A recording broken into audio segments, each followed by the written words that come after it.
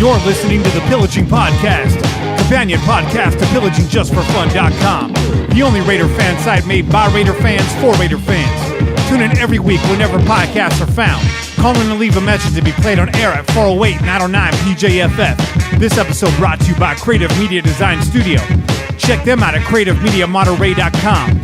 It's time to pillage another podcast. I'm your host, Kenny Stapler. I like my coffee black. So do I, man. What's up, Che?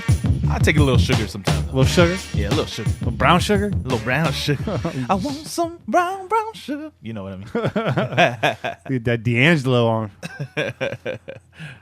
on request.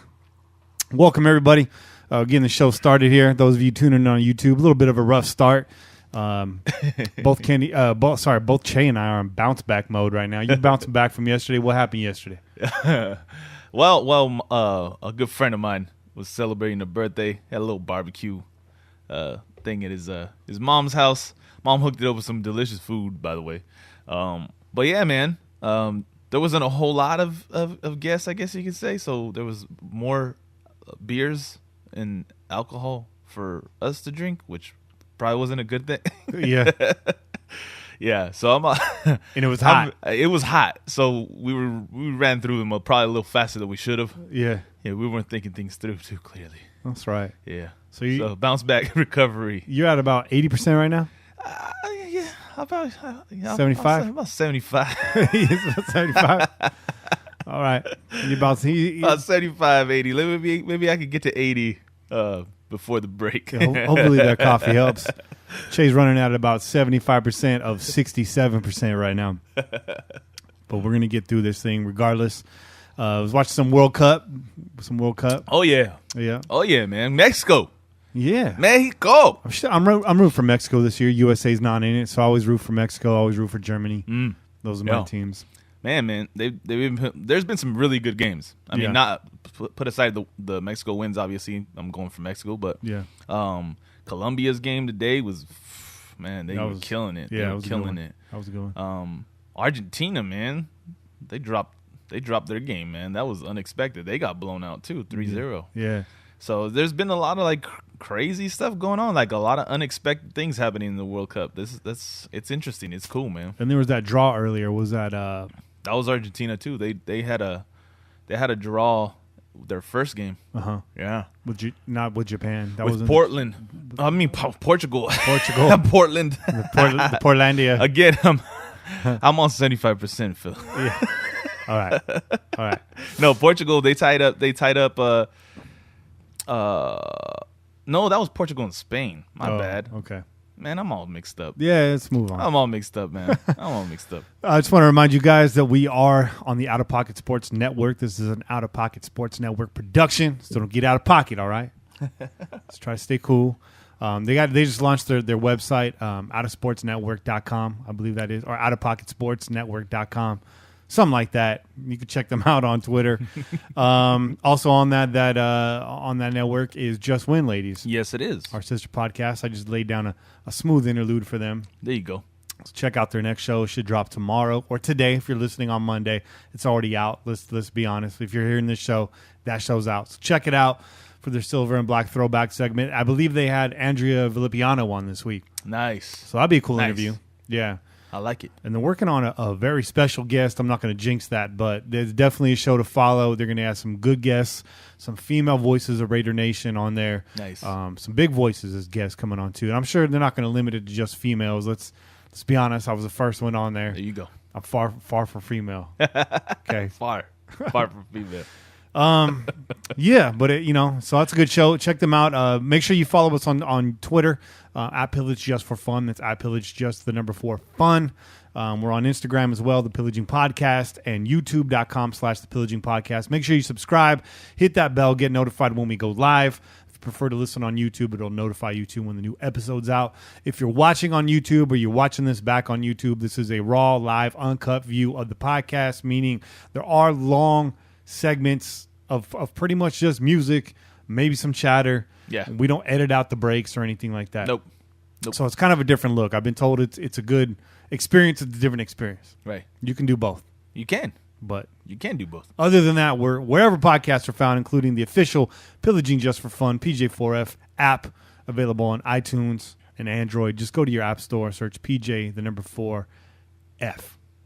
It'll come up. There you go. What we really like you to do is leave that 5-star rating. Yes. A little comment. Hey, listen, if you're getting the app and you're listening on the app, we love that. That's fantastic. But also if you don't mind, just go on over to iTunes or on Android and just put the 5 stars. It's all good. You can still go back and listen to it on the app. Yeah. You know what I'm saying? We like that. We like that a little bit. It helps us get to the top of the queue, especially in iTunes if you're just rating the podcast itself. And that just gets more ears on the pod. It means we can do more things. The more listeners, the more sponsorships we get, the more money goes in the bank, so to speak, goes right back to the pod. We're working on some production stuff for this coming season, and we'll talk about that at the end of the show. I want to get straight to the quick hits. Let's do it. Silver Raiders rookies did a Facebook Live session at Facebook headquarters. Among questions they took was who each of the pass rushers would most like to sack. What do you think they said, Che? Well, I mean, if I was one of the pass rushers, yeah, I would have definitely said Tom Brady. Yeah. I would have said Phillip Rivers. Okay. Well, stop right there. We'll just stop right there because the other guys, they don't. Yeah. Casey Keenum's not on that list. Casey Keenum's not on our list, man. So, just that. Arden Key said he would love to sack Phillip Rivers. I believe P.J. Hall echoed those sentiments, basically because they're both in the division, or Phillip Rivers is in the division. In the division. All three of those guys are in the division. And then Ben Roethlisberger, P.J. Hall said he grew up being a Steelers fan, so to put Ben on his butt would be big. That'd be a feather in his hat. They also made fun about his size and weight. They're like, oh, that guy's going to be hard to take down, man. He's like 6'5", 350 pounds. Yeah. I mean, even at this age, to his credit, Ben's hard to take down. And then the best answer came from Maurice Hurst, who clowned Tom Brady, saying, I grew up in Boston. It would just be crazy to get a sack on Tom Brady. He's been playing since the early 1900s. So, I mean, just like getting that opportunity to sack someone that could be my grandfather, that's very, very exciting.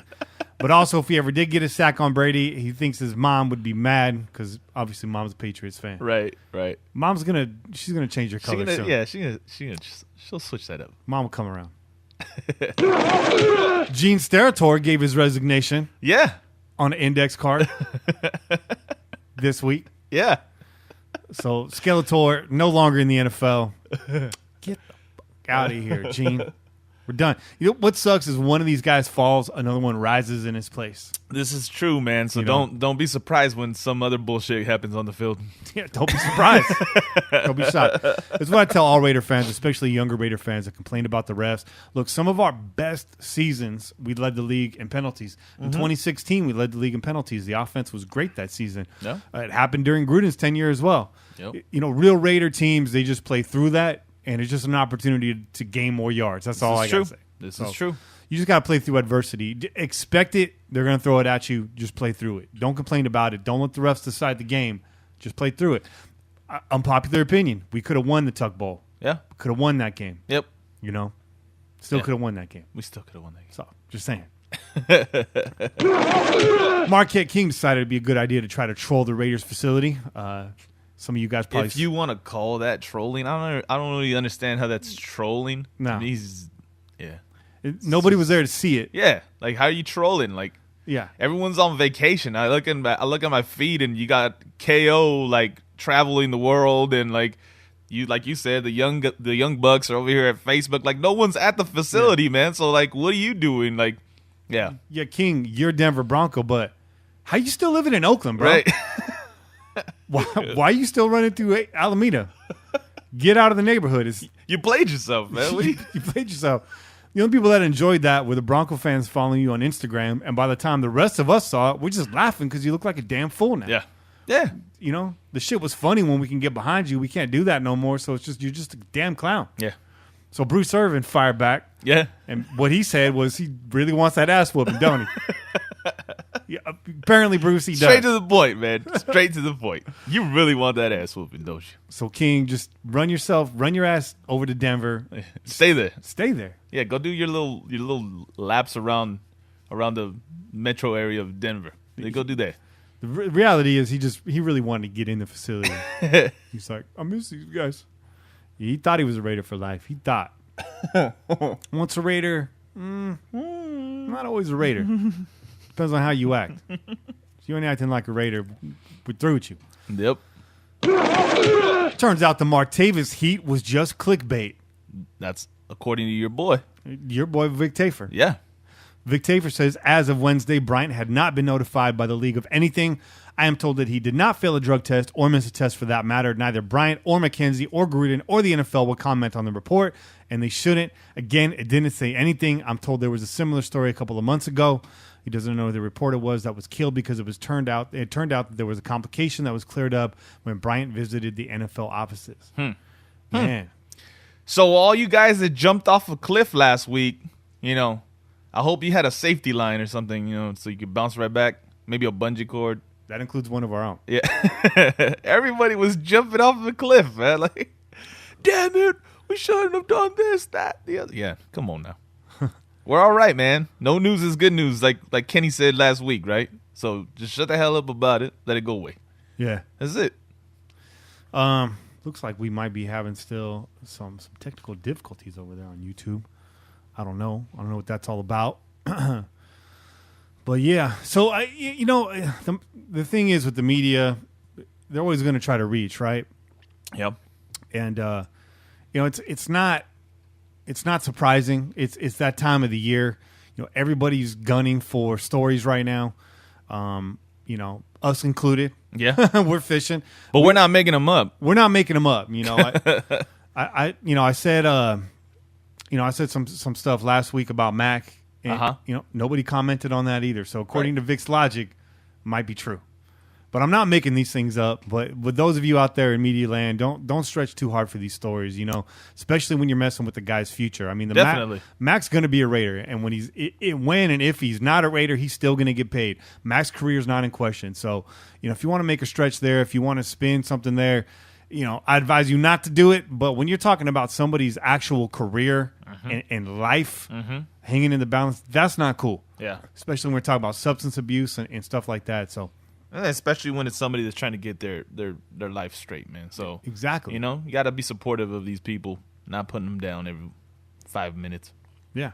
So there it is right there. I'm not going to throw anybody in the bus. There's no need to say who it is or where it came from, although I really want to. But I do like that reporter. For me, I thought this was a bit out of character because the dude's actually pretty solid. So when I saw him say it, I did get a little bit nervous. Right. We said last week the best thing to do about this is just pipe down. It did quiet down, and then this news came out. Everyone's happy now. Okay. So big round of applause for our boy Martavis Bryant. Yes. By the way, listen to Rich Gannon interview. And he said Martavius too. Come on, Rich. Come on, bro. It's tough, man. You want to just throw that extra vowel in there, man. You do. You do. As a former MC, I like more syllables.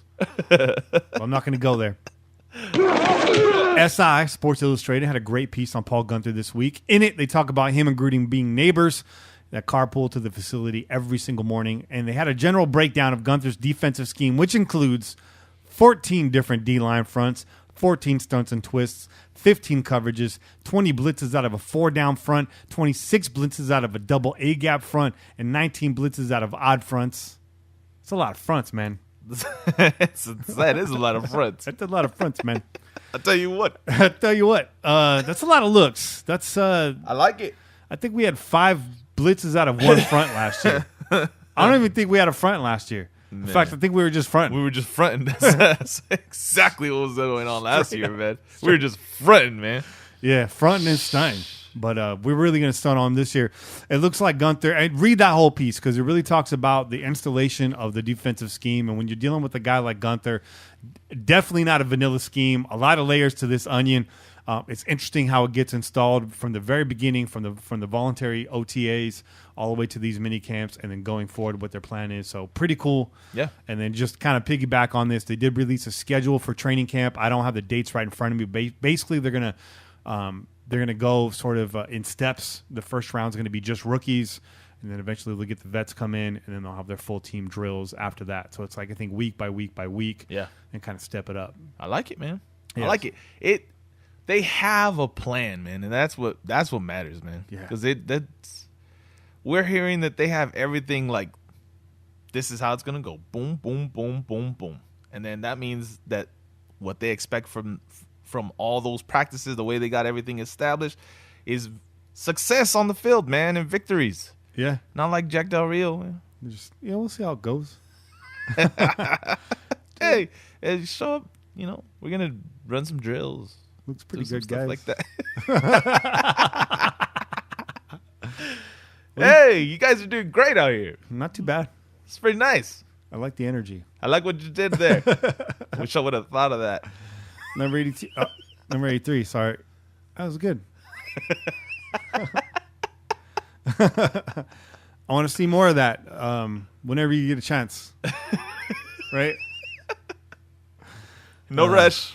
There's no rush. Whenever it's convenient for you. Yeah. So big difference between the JDR camps and the John Gruden camps already. Speaking of John Gruden, there's odds out, opening odds for the first NFL head coach to be fired. Oh, wow. And this is at Betway, at Betway. Number 9 on that list was John Gruden. Oh, shocker. And then number 1 is on that list? Who's that? Hugh Jackson. Well, I mean, you can't really argue with that, but he hasn't gotten fired yet, so maybe he shouldn't be number 1 on the list. Well, Hugh Jackson? Yeah. Yeah, that's not a bad point. He should have been fired by now. Yeah, dude. So I'm just saying, like, maybe you guys got that a little bit messed up because apparently Cleveland likes to have him around for a while. I don't know. Che going with the, if you're not fired by now, you may never, ever, ever be fired. Ever. If you're not fired by now. Yeah. Yeah, maybe you got something there. I don't know. Maybe he's brewing up the second best trade in football history. Who knows? But that's our quick hit segment for the week. We got Jim Jacks on the show today. Yes, we do. Jim Jacks. Jim Jacks news. Jacks. Jacked up. I hear Jackson, I just immediately think of Mortal Kombat, man. That's exactly what I thought of, right? too. Is he the guy that had the ground we're going to have to ask him if he has the metal arms, man. Yeah. Like, Jim Jackson, to tell me, man, you got those metal arms in the closet, man. Yeah. Do you bust them out every once in a while? Just I hope they're not on now because he may not be able to answer the phone when I call him. Dude goes through like just crushing phones, man. Goes through like 5 keyboards a week. He go to his office, there's just buttons missing everywhere, man. When Twitter fingers turn to metal fingers. Yo, Jim Jacks, though. That's a cool name. That's a cool name. We're joined this week by Jim Jacks. You all right? Hold it in there, bro. I'm good. I almost spit that out, man. Yeah, that coffee almost came through the sinus cavity. I feel like we got off to a slow start, but I feel like the momentum's getting there. It's picking up, man. Like I said, I'm getting close to 80%, man. All right, cool. I'm closing in on it, man. I don't know why I'm slumping, man. I really have. Maybe because I haven't gotten dressed today. Not a problem. I did shower before you got here, though. That's good. I didn't change. I just got in the shower. So if we short out, this is a short podcast. That's how hot it is in here. Kenny just jumped in the shower with clothes and all and got out, and it's already dry. His shirt's dry. His shorts are dry. I'm wearing that dry fit. There you go. That dry fit Raiders gear. Yeah. So, so we're going to take a little break right here. I think that's what we're going to do. And when we come back, we're going to have Jim Jacks on, guys. Yeah. It's going to be fantastic. Stay tuned. Jim Jacks, I got a lot of questions for this guy because he's got a lot of followers on Twitter. I really didn't know who he was until I discovered him. Actually, Cain shot him my way months ago. Right. And had him lined up as a guest that we just never got to get on.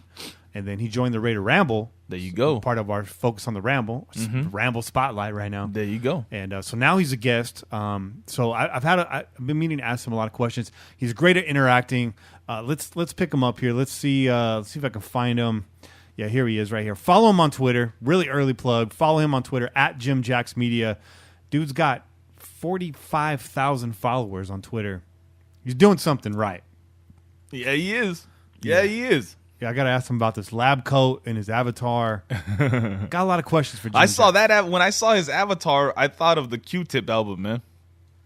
The last Q-Tip album. Oh, the Love Theory? Well, no, what was it? Was it Love Theory? I don't know what it was called, but the cover of that album was basically him in like a suit, like a gray suit or something like that, and then he had like I think he might have had like a beat machine or something like that in his hand. Yeah, I remember that. Something cover. like that, but it was cut off at the neck, so it just body down. That's what maybe.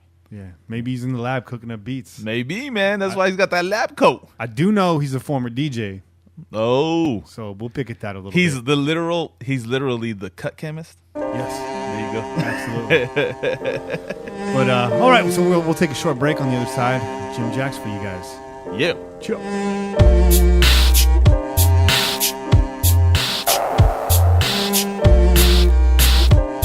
Hi, this is Jim Jacks, and you're listening to the Pillaging podcast.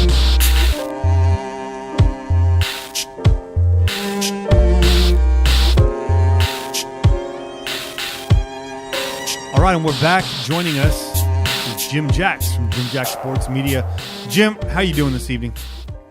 Real good. How are you guys doing? Not too bad. How you doing, Che? I'm at about 80% right now. You're at 80%. I think I got to 80%. All right, good. I'm recovering, Jim. I'm recovering over here. Yeah. It was a rough Saturday. Chase, hey, I hear ya.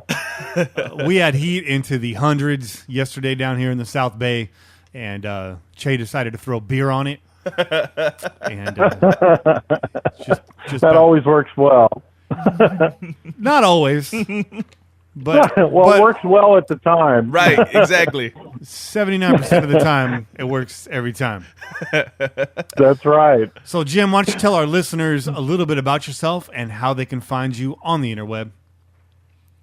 I'm at Jim Jacks Media at Twitter, and I'm also at Jim Jacks Media at WordPress.com. Okay. And those are my two main spots. I have Instagram and Facebook, but to be real honest with you, I'm a little bit light on the Facebook, but I'm getting better. You know what? Ditch the Facebook, Jim. Just ditch it. You won't miss it. Jim does a lot of work on Twitter, and you're very, very interactive on there, Jim. I think you have a very large following, and I feel like a lot of that, it just comes from you being genuine and staying in touch with everybody on there. You're not hesitant to reply to anybody. You're not above that. Mr. 42,000 followers over here. You got a Twitter empire going. Hey, it's okay, and it's 45,000. Oh, correction! Damn. Okay, I'm sitting down. I'm kidding you. I'm back in my chair. I'm back in my seat, Jim. I don't know why all these people follow me, but I try to give them as much as I can. Yeah. I know why they follow you, Jim. It's because you're a real cool guy. That's why. Oh, well, thanks. And apparently you're a hell of a DJ back in the day, and we're going to get to that. But let's keep it Raiders. Let's dive into this. So I got some questions for you, and we're going to pick your brain a little bit here. The Raiders made a lot of moves this offseason, and some notable changes were had. Essentially switched Bowman for Johnson, Bryant for Roberts, Nelson for Crabtree. Which one of these swaps will have the biggest impact on the team this year? I think Bryant, for sure. Anyone that watched the Steelers game and even at Clemson, you could see what a talent he was, and that he was just kind of a man among boys with his speed and his size. He's legitimately 6'4", and I think he's going to be, if he stays out of trouble and things go well, I really think he could be the number one receiver for the Raiders. He's that good. He is really uber talented. I love him. Yeah, it's a bit unfair for me to say he's swapping with Roberts because he's probably not going to be the slot receiver, but you get what I'm saying. Basically, because of Bryant, he gets bumped out of the rotation, right? Oh, sure, for sure. And also with Bowman, he's still unsigned. So, and what people don't remember about Navarro Bowman is that he loves the Bay Area. His family's planted here, and he said right before he signed with the Raiders, he said he never, ever wanted to leave. But when people are throwing a lot of money at you, or at the time they were saying they were going to throw a lot of money, then you start to think twice. But I still think he could be in the fold, and I think he would be a huge get. So cross your fingers with that. That isn't over. What's the price it's going to take to land Bowman? Do you think it comes back down to earth once this all shakes out? Yes, because I think the ones that screwed it up were the Giants. The New York Giants, I was reading in the New York Times, they were throwing around like 8, 9, 10, 11, 12 million. I'm like, this is just insane. I think if he went back down to earth, if I were McKenzie, I'd wait him out, and I would wait until the start of training camp. In the 70s and 80s, a lot of players, they would flake on the training camps because they hated going to training camps. Who does? Right. Who wants to be in that heat? So I think Bowman may be a late sign with the Raiders, especially after they get everyone else in the fold. And then obviously the Khalil Mack situation, I don't think it's as dire as people think. I think Khalil will be on board. But Navarro Bowman to me is a key. They got to get him. So, I mean, I've been hearing some stuff that Mac's not going to sign a deal this year. Now, let's just say hypothetically he doesn't. Do you think his holdout continues into the regular season? I wrote an article at the end of the Super Bowl, and I said if I was Khalil Mack, I would never step on a football field until I got a long-term deal. I think if I were him, I would hold out. I'm not saying, Raider fans don't lynch me. I'm not saying that that's what he should do. But if I'm Khalil Mack on a business standpoint, I do not on the field again until I get a long-term deal. So I think he will. Okay. Well, let's hope it gets done then. You know what I mean? Yeah, let's get that done now. Yeah. I think it will. I think the Raiders, without Mack, are, that's going to be ugly. So I think they got to get him. I know it. So I think it'll get done. So this may seem like a slam dunk question, but I really want you to pause and really take time to consider what I'm asking. Who's going to have the bigger impact on this team? Will it be John Gruden or will it be Paul Guenther? I think it matters what Guenther does. Guenther had a weird year last year with the Bengals. His defense showed a lot of blitzes, but at times he didn't blitz as much as he usually does. I think with the Raiders' lack of pass rush, they've got to gimmick it. They've got to start blitzing. They've got to use safety blitzes. They've got to get more linebackers. They've got to put pressure on the quarterback. With the rules the way they are today, defensive backs are on an island, and it's just too difficult to cover for long periods of time. You have to have a pass rush, and it's just the end of story. What people didn't realize, I got in a fight with some Patriots fans. Well, I'm always in fights with Patriots fans, but I was asked to write an article in an East Coast paper, and they said that the reason why the Patriots are so good because defense really doesn't matter anymore in football, and the game has changed. And I showed that all 4 teams that were in the NFC and AFC championship games, all 4 of them were top 5 in scoring defense. So this nonsense that defense doesn't matter anymore is a joke. It's ridiculous. Philadelphia had a really good defensive line. What do? They shore it up. The Rams could get scary with their defensive line and their defense, especially with some of the signings in the DB defensive backfield. So I think you have to have a pass rush. I think Guenther is going to have a bigger impact. Gruden's a very abrasive type guy. He's a rah-rah guy, and I like John, but it will be interesting what type of offense he does, because if he tries to do the 2008 West Coast dink and dunk type offense that he does, the same type, I think the Raiders are going to struggle at times because that team had Gannon, they had Brown, they had Rice. They didn't have much speed at wide receiver. Gannon wasn't a deep thrower. Now they have the opposite. They have speed at wide receiver, and they got a guy that can throw 60 yards on the line. So I think they have to change. Gruden has to change his mentality. I don't know if he will, to the point where the Raider fans will be happy enough, but I'm looking forward to Guenther because I am not sold on this defense in any way. I think there could be some struggles. I love the Hurst pick. I think people don't realize really how good that guy is, and I think he's going to play a huge role. But again, the Raiders will go as far as their defense takes them. I couldn't agree more. I think Guenther's actually a big step up for this team. Mm-hmm.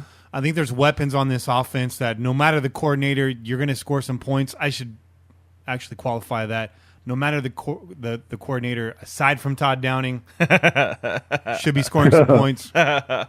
But yeah, Gunther brings basically what we haven't had is a defensive coordinator for a long time. And even under John Gruden, we didn't have the best coordinators. We had Willie Shaw, we had Bresnahan. These guys weren't, the kind of schemers that a Paul Gunther is. So to combine John Gruden's innovative type offense and Paul Gunther's innovative defense all on one team is just, for me, that's huge. That's a big deal. So what are you most looking forward to this year? What are you looking forward to out of this Raiders season? I mean, as far as changes, the coaching staff, the roster, whether it's win-loss, an improved Derek Carr, new pieces? What is it that's got you the most excited? I think I'm excited about the draft picks because I was not too hip with the draft of some of the picks, and I think that I'm a big V2V a fan. I was disappointed in the first round, but I think I'm looking forward to Miller. I'm looking forward to the draft picks and how they do. I think it's going to be either McKenzie looks like a genius like 2014, or it's going to be one of the other drafts that he looks, pretty bad. So I'm looking forward to that. I'm also looking forward to some of the secondary players on that you have on defense. I'm not really sold on this defensive backfield. I'm not really. I really have a lot of questions on it, but I think with the inbred of young talent, I am really interested on how Gruden works with these guys because Gruden likes old players. Gruden loves older players. I mean, people forget that when he was at Tampa Bay, he literally threw the kitchen sink to get Brett Favre when he was in his 40s. And when he didn't, he really was ticked. So, and then he went after Brian Greasy, and we know how that went. And then Chris Sims, and that was a train wreck. So, again, I think it's the youth of the Raiders with John Gruden. Has he matured as a coach? Is he going to work well with them? Because he's a very demanding guy. He can be abrasive at times, and he loves veterans.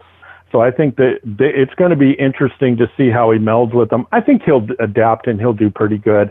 And I think that, to me, is the most exciting thing, is how is Gruden going to mold these guys into the team that he wants to be? Because I would love to go back to old school power running football, forget the zone blocking, it's mano a mano, and then throw, because I think that would just be, if you could do 5 yards with Lynch on first down and then go play action pass deep. I mean, that to me would bring back Raider football, and it would be fun and exciting because they need to throw deep more. I just don't like, the more West Coast type offense. I want some deep balls this year. And hopefully we get that. I mean, Gruden's MO, and I don't think he's going to be running the same exact scheme he did before. Obviously, he's got a ton of new wrinkles. He's been studying the game, but his MO is to work the body and then hit you with the big haymaker when you're off balance. We saw the Charlie plays when he was back here in Oakland before. His philosophy was, if you hit the defense with the big play, you come right back at him, no huddle, you hit him with another one. So, you hit that body, then you start combining those crosses until your opponent goes down. I would love to see that as well, Jim. What young Raiders player that's been here, an incumbent young player, a guy like Carl Joseph, hell, even a guy like Shalik Calhoun, or even a guy like Justin Ellis, which one of these guys or anybody else that kind of fits that mold, which one is poised for a breakout season to finally put something down on the field that we've been looking for? I think Carl Joseph, this is his make or break year to be a great player or a good player. Right. He still struggles in pass coverage. He doesn't have instinct yet with tight ends, but he's a really hard worker, and the guy's great against the run, and he hits.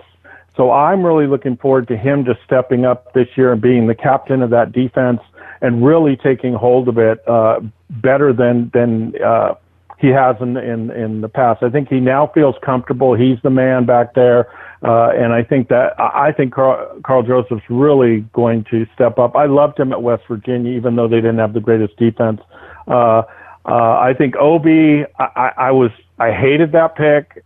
He's the nicest guy. He's an athlete, beyond athlete, but to me, just doesn't have a lot of instinct. And that was his knock at UConn. And when I saw him, once he gets you and he tackles you, he's amazing. But I just think he's still got a lot to learn. He may work out still, but he's got a lot to learn. But I like Carl Joseph. I'm a little disappointed in Shalik Calhoun. He was really good at Michigan State. I mean, he was really a stud there, and he was sideline to sideline. That guy was fast, and I'm a little disappointed so far in his career. So I'm hoping he will really step up. Justin Ellis, I think Ellis is what you get. You know, there's going to be some plays that he makes the all-world play, and then he disappears for a while. So, but I think the Raiders, I think I looked at their draft, and they hadn't drafted a defensive lineman in the first round in 22 years, I think it was. So, and I'm a huge defensive front seven guy. I want the quarterback down at all times. So I'm the opposite of the Raiders. They like DBs. I like quarterbacks going down. So I like defensive linemen more than them. And but I think Joseph for sure. Calhoun, he's kind of. I'm hoping that he really gets to where he should be, because I think he's a talented guy. So you had mentioned Gruden liking older players, and last week we did a hashtag challenge asking people to turn their favorite films into Raider films, and one of the submissions was the 40-year-old roster. Obviously, a play on the front. Yeah. People forget the Raiders when they were in the Super Bowl or when they played the Ravens. I mean, I was saying, me and my dad were saying, oh, my God, they got to win the Super Bowl because these guys are all going to be in old folks' homes in a year or two. They're going to have to start all over. Yeah. And they did. They never recovered from it for a long time. And then Al, obviously, his different way, with Ron Wolf not there anymore, Al's unique way of doing the salary cap really killed things for a while. But, yeah, it's amazing how – I went back into Sports Illustrated, did an article on Gruden and how much he wanted Favre. And when he didn't get Favre, he just literally went ballistic. And he was so upset, and he felt Tampa Bay kind of didn't back him enough because he just felt that was the guy they had to get. And it didn't work out. So, but, yeah, he likes older people, that's for sure. Nice call out there on Ron Wolf. A lot of Raider fans that don't know your history, look up Ron Wolf, and you will see that his tenure with the Raiders coincides with us winning, just winning football games, winning championships, not taking anything away from Al Davis, but Ron Wolf was an integral part of this team's success and their commitment to excellence, probably the best GM that we've ever had as an organization. So, John Madden. I listened to John Madden when he was doing his CBS show. I wrote an article that some Raiders actually saw, and the name of the article was "The Greatest Raider of All Time," Ron Wolf. And they don't realize that every draft choice in the 60s and 70s built up the team from 3 to 4 years later. I mean, gosh, in the same draft they were getting Villapiano and Tatum, and I mean they were just getting 2 and 3 starters with a Hall of Famer. One draft they got 2 Hall of Famers. So it was amazing how good. And then what did he do? He goes to Green Bay and he guts the team, gets a bumbling quarterback from Atlanta called Brett Favre, and signs Reggie White, and the rest is history. So he may be the best evaluator of talent in the modern era at the NFL. Yeah, Ron Wolf does not get enough credit from Raider Nation, in my opinion. I just fell in love with you because you hit it right on the head. I mean, this guy is in the Hall of Fame, and many coaches felt he got too late. So he got in the same time Tim Brown did. So, but Ron Wolf, I mean, I've done a lot of articles. People could go on my WordPress on the Raiders drafts, and it was sick. And then afterward, I did the top 10 worst drafts of the Raiders, and all of them were after Ron Wolf. So yeah, it's you guys got knowledge. So yeah, I'm like Goose Pimpley here. Well, thanks for the compliment, Jim. I'll be expecting you to buy me dinner on Valentine's Day. Anytime. I like surf and turf. I'm just letting you know. So let's move this right along. Are you riding the Gruden hype train? Where are you at with John Gruden? I'm sensing a bit of skepticism in your voice. What do you think Gruden does to this team, short term and long term?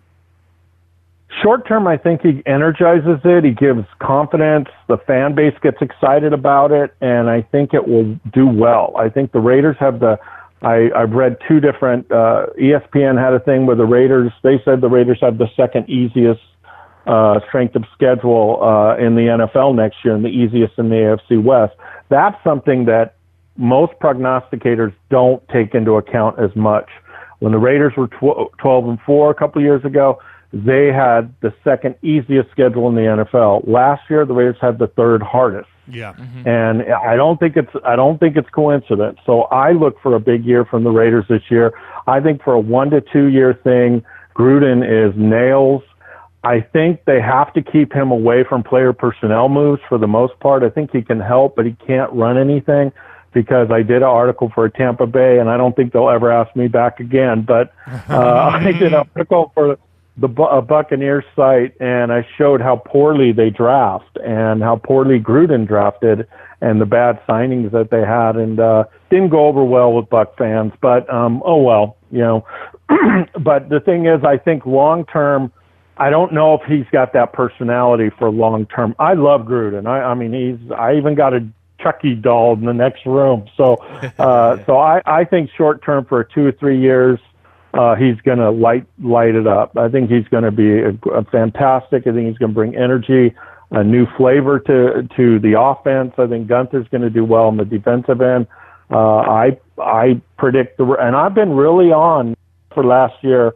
I've been one game off or exactly on in the last 11 years on predicting the Raiders season. So, and I'm not one of these guys that says, well, I did that. I document my stuff and I list it. I document my drafts from 2000 on and also my predictions. And I think this year the Raiders are going to be 11-5 or 10-6. Wow. And I think they're going to have a really good year.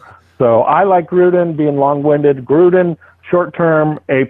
Long-term, open. I don't know. Che, what was your prediction for this year? 11-5. What was my prediction? 10-6. We like you too, Jim. Yeah, we love you, Jim. I love you guys too. Either we're the smartest men on the planet or we're kind of dumb. So hopefully we're the smart ones. Yeah, fingers crossed over here.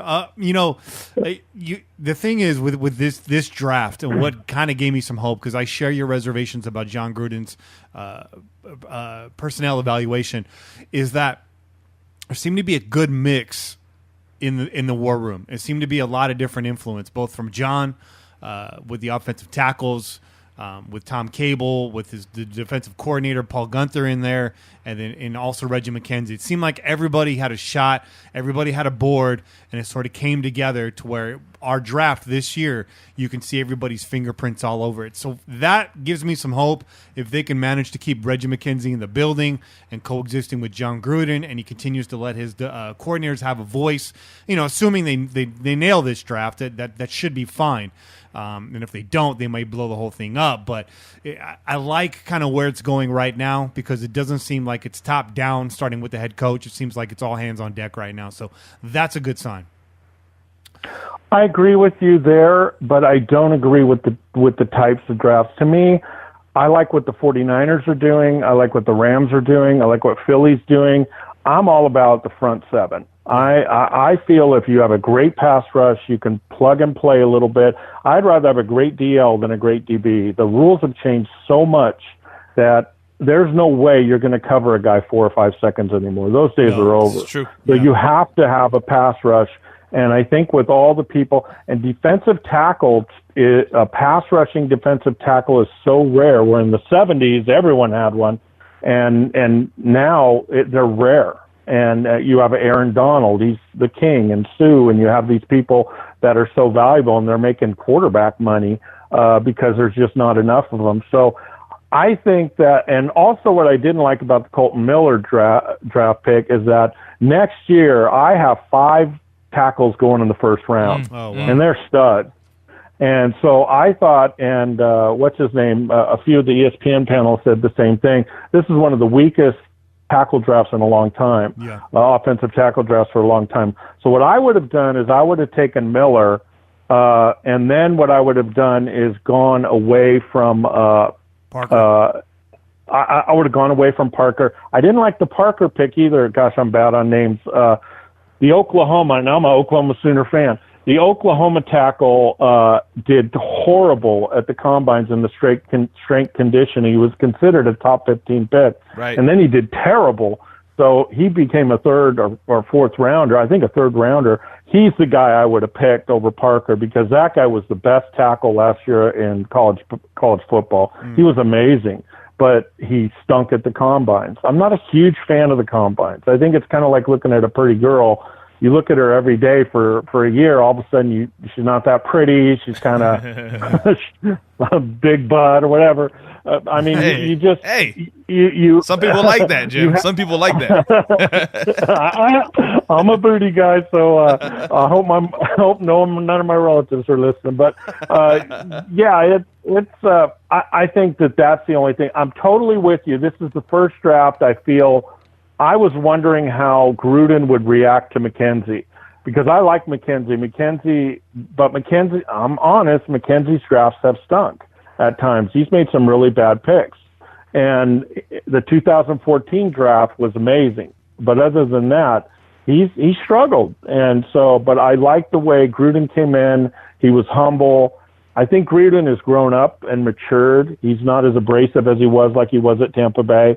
And I think you're totally right on. I think that this is the first time in a long time where the Raiders are on all the same page. Mm-hmm. So let's transition away from the Raiders straight talk here. I want to get to a little bit I know about Jim Jax the Man. Yeah. By the way, are you related to Jax from Mortal Kombat? No, if I was, I probably would be on an island somewhere sipping on Cristal. So no, don't. Okay. I wish I was. Those video games are making a lot of money. Jeez. Yeah. We had to ask. But how did you come to cover the Raiders, and how long have you been a member of Raider Nation? My father started going to the games in 1960 when he was a kid. The Raiders would go around into restaurants and give out tickets. They would give them away. Wow. The Raiders at that time were playing at Hughes Field in Sacramento and at also Candlestick and Kezar, or not Candlestick, but Kezar. But that was before Frank Yule was built. So my dad started going to the games, and all of a sudden, all his friends. My dad was a fun-loving guy. So he, my mom was good lady, but my dad, he liked to have a couple beers, and his friends were that way. So they became more Raider fans than 49er fans. So as they grew up, obviously years later, I was born, and we were Raider fans from the start. My dad had season tickets for, 15, 20 years. I eventually started my own medical company, and I got a call from the Raiders one time to do the oxygen for them. So I got to go on the field. I met Brett Favre. I met Al Davis. I met, it was amazing. So we got to do the oxygen for a little while for the Raiders. So so when people don't know me and they say, oh, well, he says the Raiders aren't good here. The Raiders aren't, oh, he's a hater. I'm a writer first and a fan second, but I live and die the Raiders. I live and die the Raiders. But when I write, I feel most people writing online are fans who write. I'm not a fan that writes. I'm a writer that is a fan. And I'm not going to say it, but I should have probably stayed with them. In about 2003, 2006, a lot of these sites that Bleacher Report, Yardbarker, all these sites that are now big started then, and it was hokey. So I got hired by one of them, and I'm not going to say who it is, but wow, it was run like a sixth grade class. It was horrific. So I really took it seriously. I was studying. I was doing all this. So and all of a sudden I looked, and my following was really getting big, and these guys weren't even growing, and it just seems like they were doing it just for fun. So eventually I started writing for a political site, and that went bad because I started getting death threats. Police was called in. It just got really weird. So I stopped writing for a while, and a friend of mine who is very wealthy, who owns a pay 49er site, asked me to write an article on the 49ers. So, of course, in my unique Raider way, I wrote why the media was so wrong in blaming Raider fans for being so bad and 49ers fans for being good. So I called the police departments and got all the statistics, and I showed how the San Francisco media was so biased against the Raiders, and that most of the violence was from 49er fans. It wasn't from Raider fans. So thank you for doing that. Yeah. So the only problem was it got 1,500 thumbs down, and because it was all 49er fans, and then I stopped. So I started writing on my own, and I wrote an article on Ken Stabler that was picked up by the University of Alabama and ESPN when he died. Wow. And I couldn't believe it. So, I was on University of Alabama radio, I was on Arkansas radio, I was on ESPN affiliates. I mean, I was a little overwhelmed because I'm the worst. You guys are 100 times better than me. I can market things. I have problems marketing myself. I feel uncomfortable. Right. So I'm probably in the wrong business, but my friends have finally made me, come on, you got to market yourself. It's not bragging or being stuck up. You just got to market yourself. That's just the name of the game. So I think if you went with bigbootyguy.com, you'd probably have a big spike. Hey, my friend would love it. But anyway, what happened is Kendra Stabler and all the Stabler family befriended me. Oh, wow. So I started writing these articles, and I mean, God, I was getting 500 to 1,000 hits an hour. Damn. On the writing independently. And then when he got in the Hall of Fame, I couldn't believe it. Kendra sent an invite to be they invited me to go to the Hall of Fame as their guest. That's awesome. So, I mean, it just got, and it exploded from there. And I got a lot of job offers, but I personally have stayed out of your guys' realm.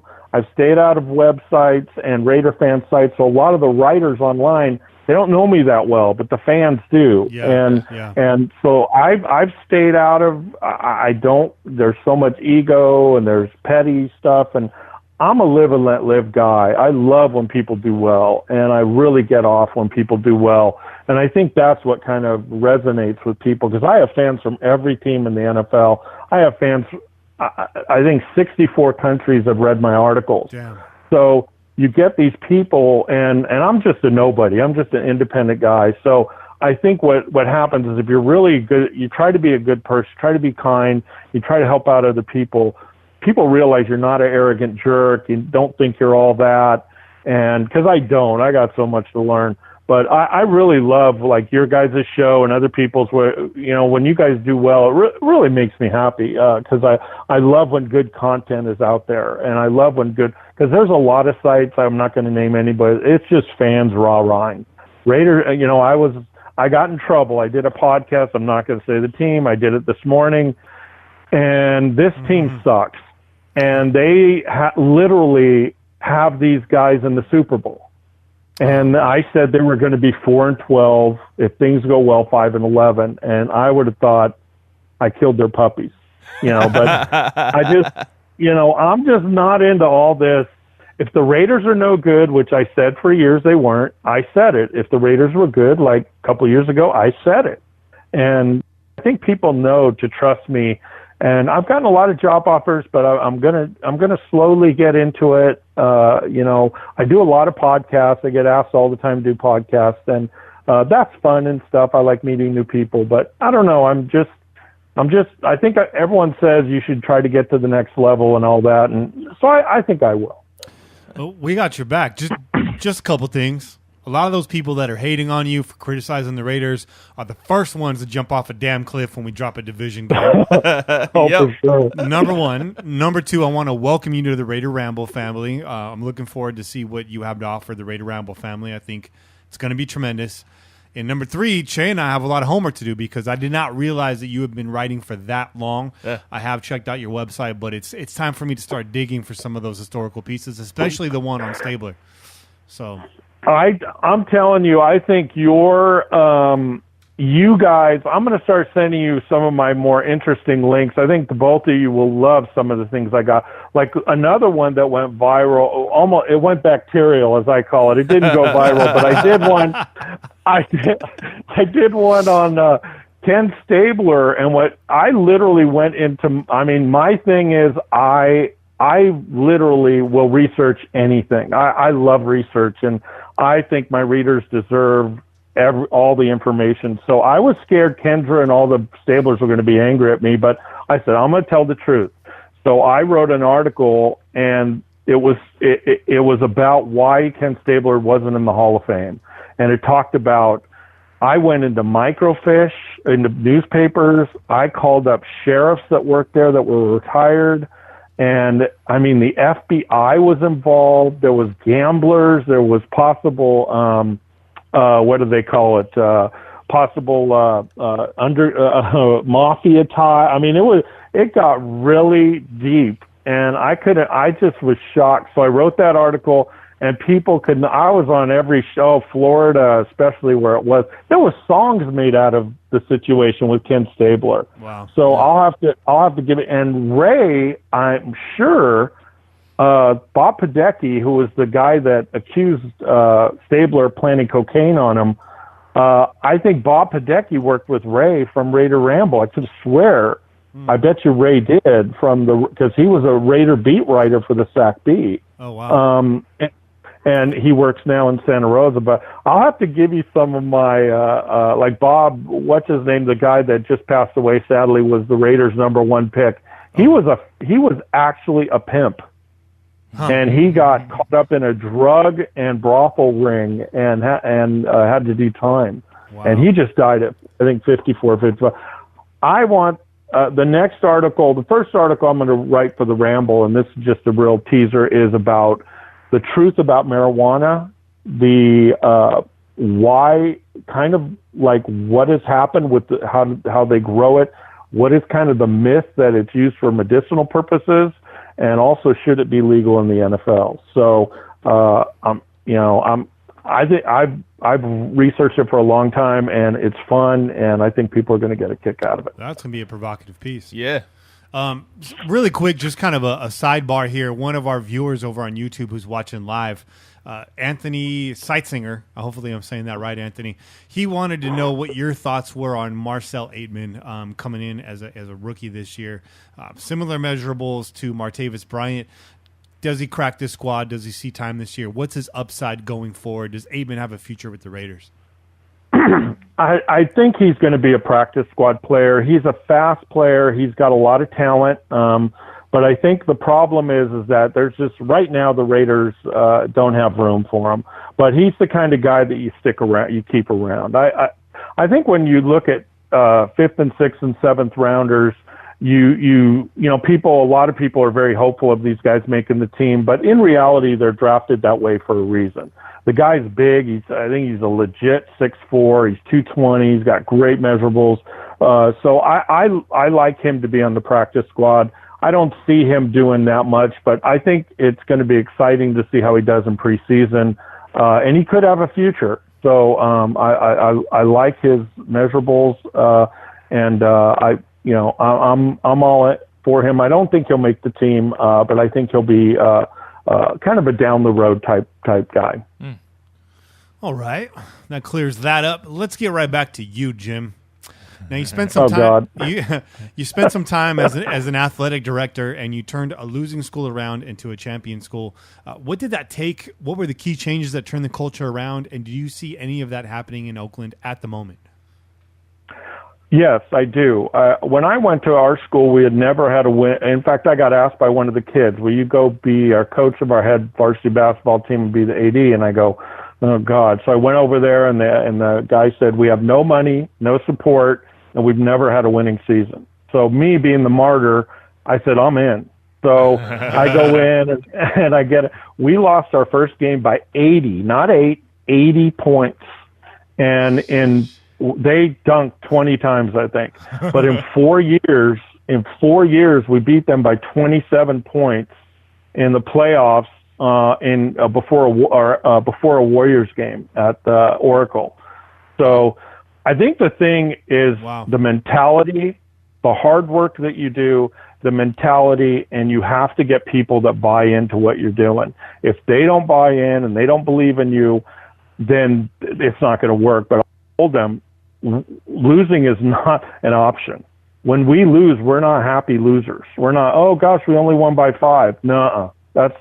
We're going to win. So I never had a losing season, and we were playing, we graduated 25 people, and we were playing schools like Vallejo and some of these other schools that were graduating 400 or 450 people. The Contra Costa Times actually did an article on us, and they said that we were the most refreshing team in the last 10 years because we were so little, but we just had really a lot of talent, and the kids were just great. So it was, but I think you have to change the mentality. You can't accept losing. You got to work your butt off. You got to reward players that really try hard. And my thing was, I don't care who your name is. I don't care if you were great last year. Whoever does the best plays. You can't. But I also had a rule: everyone plays.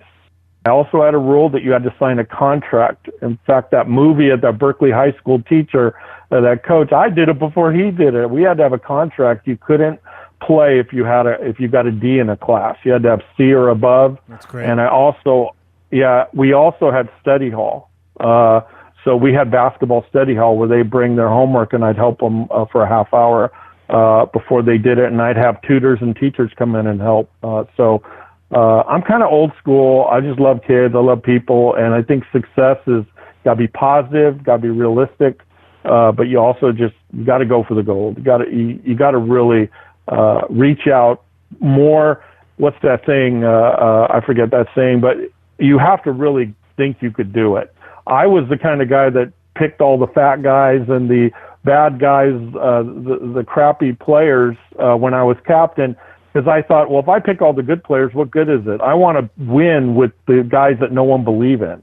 And I've always been that way. So that's kind of, I think, what they're doing. And the Raiders are doing that. And I think short term, if I were Raider fans, I'd be very excited. Yeah, I am excited. Yeah. Are you excited? We are excited. I'm very excited. So this is kind of the point of the show where we throw all the footballs out of the window and we dig a little bit deeper, Jim. A little bit deeper. You were a chef at one point in your career before making the jump to medicine. Why'd you leave the kitchen?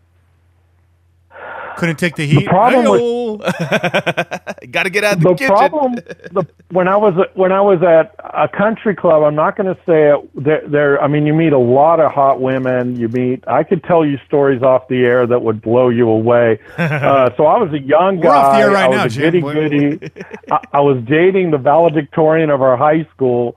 I was just a goody two shoes. I didn't do drugs, never did drugs, but oh my God, well, if you're a chef, a lot of them are on cocaine. Yeah. A lot of them do drugs. As you saw Anthony Bourdain, God, he was on heroin. He was on coke. I mean, it's a really taxing job. Plus, I noticed when I was working, there's all these beautiful women, and I'm like, crap, I'm working and feeding them while these other guys are with them. And I'm not going to do that. You work every holiday. You work the weekends. And I just thought, wow. So I used that to get into medicine and made a lot of money being a waiter and a sous chef and all this other stuff. And then once I got my degree in medicine, I just left it. But I still love to cook. I cook all the time, and it's a fun outlet. But yeah, that's why I left it. So you mentioned sexual. He's just getting too much beaver thrown at him. Yeah. Just drowning in that shit, Jim. Rest in peace, Anthony Bourdain. You brought up his name. Oh yeah, he's one of my favorite guys on TV. I read his book. Tremendous writer. Just really good at being transparent, straight to the point, and at the same time colorful, artistic. So much respect to Bourdain. He did a lot as far as exposing the underbelly of the culinary career and what's really going on behind the scenes in the kitchen. A lot of people blow these chefs up to, just tremendous proportions, that they're these great personalities and stuff. And the reality is, like you said, a lot of these kitchens, kitchens take the cast-offs. You don't see these guys front of house, so they could be tatted up. They can have, careers as criminals, ex-convicts. The kitchen will welcome anybody, and that's a good thing. It's been a great launch pad for a lot of people, a second chance for a lot of people. What is maybe one of the craziest things you've ever seen in a kitchen? One time, I've seen too many, and off the air, I'll tell you a couple of them. But I a friend of mine, I'm going to change his name, Johnny, we'll call him. He was so kind to me because we had a French chef that was the head, and he was evil. I mean, I would cut up vegetables, and he would throw it on my head and say, "This sucks," and "You suck," and and as a young chef, you just go, "Yes, chef," and you pick it up and you cut, and you want to stab him with it, but he's the guy that's kind of controlling your career. Right. Well, Johnny was really nice to me, and he backed me up so many times when I'd screw up or I didn't know something. But Johnny, we drank a lot. I mean, we drank a lot when we worked. We weren't supposed to drink at all, but we all drank a lot. And he used to go into the freezer and drink champagne.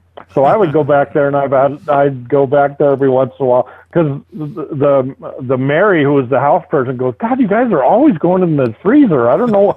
Well, we hid champagne in there, so we go in for a quick break and then come back out. Well, one time, all of a sudden, everybody's running to the freezer.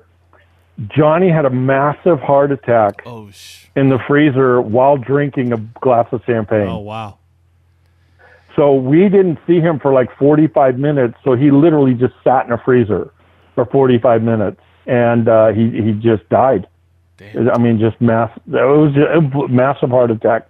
Blew me away, and and his widow actually called me because I was good friends with him, and she told me to get out of it. She goes, that business just destroyed him. He worked too many hours, he drank too much, and it just wore him out. He was only, I think, 60 when he died. So that was another reason. Got all the people around me. There was a lot of sleeping around, a lot of drugs, and I'm still kind of straight-laced. I don't really cuss. I don't take no drugs. I don't even smoke pot, which is almost illegal in itself in California. So I'm kind of straight-laced. I love my beer. I love my wine and all that stuff, but it wasn't the life for me. And I feel bad for Tony Bourdain because people think the travel and the glory, there's a lot of stories now that he was just miserable. And I was too. I did a lot of sales, and I do a lot of corporate speaking and a lot of public speaking still. And I'm telling you, there's nothing more lonely than sitting there at 11 at night in a hotel room and there's no one to talk to. It'll make you nuts. It's a grind. It seems glorious unless you're on vacation. Traveling just sucks. I used to have a job. Yeah. They moved me around a lot. North Carolina, Florida, even here in California, LA, just kind of moving around quite a bit. And I hated the business trips. My first one, I'm really geeked up. I'm excited. I got a per diem. And then by the third night, you're like, I just want to get out of here. I want to go home. Right. Yeah, it's a grind, as you guys know. And I mean, that's why a lot of this stuff, people will go, "Oh, you're so popular and people like you," and so they don't realize that at 3 a.m, I'm researching the Florida Tribune for some story from 1980. I mean, there's a lot of stuff that you do, and that's why I work so hard, because I really think my readers deserve that.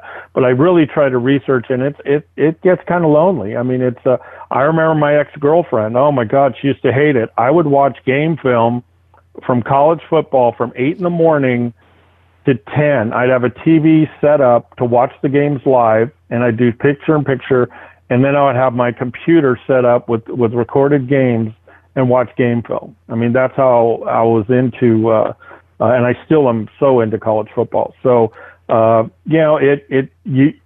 a lonely place. Success is not as great as everyone thinks it is sometimes, but, such is life. You don't get to be the best by taking days off. That's for damn sure. That's true. That's what for sure. So Jim Jacks, you're a multifaceted person. You were one time a DJ. Yeah. What song? We were a DJ. I was a DJ, and if you guys, when you see me in person, you'll say, "Good God, this guy is a corporate, shill white guy." That's how I look like, a preppy white guy. So, but I grew up in San Francisco and South City, and most of my friends were black and Hispanic, and I'm half Spanish and half German, so a lot of my relatives speak Spanish at home. So I moved to Napa, and oh my God, I was listening as a little kid. I was listening to the Bar-Kays, Confunction. Yeah. When rap came out, I was listening to Rakim, and I was listening to 90s with Tupac, and UTFO, and I mean, I was listening to all this stuff. And my friend from Oakland, TJ, God rest his soul, he was sadly killed, but I would go over there all the time. And I remember one time there was a drive-by. I used to play a lot of basketball, and here I am looking to see where the fireworks were. And he's saying, "What the hell are you doing? Get out of it!" I thought it was fireworks. I'd never seen a drive-by before. And we're playing in East Oakland. He goes, "Oh, you are the dumbest." So we became great friends, and he was a great DJ and a great dancer. So he taught me how to break dance, and we were doing all this stuff. And he goes, "Let's buy." Well, I bought it. I had the money, but he said, "Let's buy our own turntables. Let's do our own records." So we started doing it, and we started getting paid. People started asking us to go to parties and stuff. So and this was when people actually danced. It's not, TJ used to always say they created techno music for white people that have no rhythm, and I think that, and so I don't like all this techno rhythm, techno stuff and all the way the DJs are today. It's just monotonous. But back then, I mean, you had great, we had so much fun at parties. And it was funny because when I was at Napa High, all my white friends would listen to my music. I mean, they were listening to the Oak Ridge Boys and Johnny Cash and Spittin' Tobacco. And, I've got Nike high tops, and I'm wearing backwards hats. And so we're just so different. But they would always ask me to make tapes for them and stuff. So it was pretty funny. But we had a blast. It was so much fun. That's why I love the Raiders so much, because there's so much diversity in the fan base. I've gone to games in New England and Denver, and it just, I'm not going to get into it too much, but I just like the diversity of the Raider fans. So, yeah, I love DJing. I love music. I still listen to all my nonsense, and it's great. One of our listeners, Daniel, he wants to know if you've ever been to the Fresh Festival in Oakland. No, I never have, but I know about it, but I've never been there. So I got a couple of questions for your DJ career. What's the one record that was always requested that you just hated playing? CNC Music Factory. Oh, my God. I hated that frickin' song. But I think, not to get racist, but I think every white girl with blonde hair wanted that stupid song. Oh, yeah. So they love Freedom Williams. Wacky D. We played it. I'm half white, so I could say this, but it was, after the 100th time, it was, and then also I'm Gonna Knock You Out by LL Cool J. It was all the radio stuff where we're playing, if I could say it, Bitch Better Have My Money by, AMG. We're playing hardcore stuff, Rakim. We're playing, and you get these. I remember one time we were at a party in East Oakland, and some girl came up to me and asked for Depeche Mode. And I told her, I said, if I play Depeche Mode in this crowd, I'm getting killed. I'm never getting Depeche Mode. So yeah, you get these crazy things. But it was fun because we created our own music. We created our own riffs. We created our own beats.